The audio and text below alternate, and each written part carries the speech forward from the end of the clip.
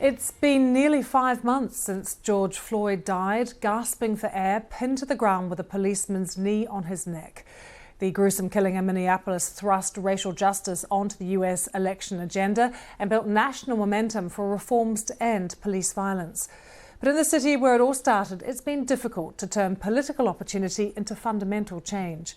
Barbara Platt-Usher returned to Minneapolis to find out why.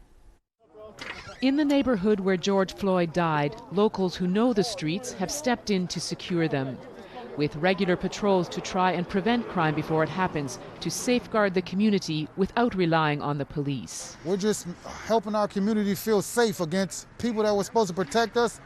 I mean, they haven't been protecting us like we should be protected, so we take it upon ourselves to protect ourselves without using weapons and whatnot. We're peacemakers. This is a war. Minneapolis was ground zero for a movement to change the way the country is policed.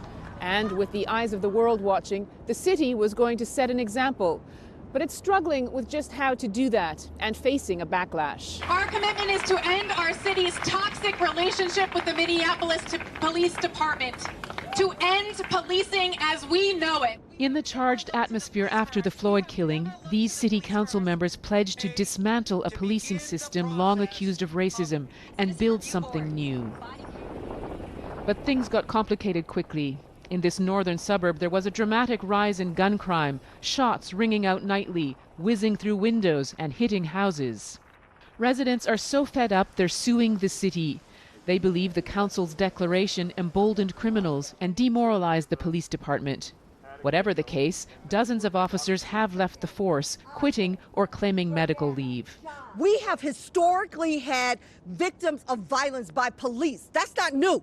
We live in an urban community, but the siege that we are under right now with gunfire every single night, you bring in extra force to stop this from happening in our community. Bureaucratic obstacles have slowed the council's plans. Critics say there are too many unanswered questions, and advocates acknowledge that anyway, this wouldn't happen overnight. Bullets are not theoretical. We are seeing a rise in gun violence in our city, and we have to figure out that question. That's precisely the problems we need to be able to solve if we want to divest from our current policing system and invest in something new. In the meantime, activists have staked a hold on territory as leverage to press their case. They've created their own alternative, a police-free zone around the spot where a dying George Floyd gasped for air. The conversation has changed since that pivotal moment, but the police force hasn't, not yet. And little's been done to prevent something like this from happening again. Barbara Platt-Usher, BBC News, Minneapolis.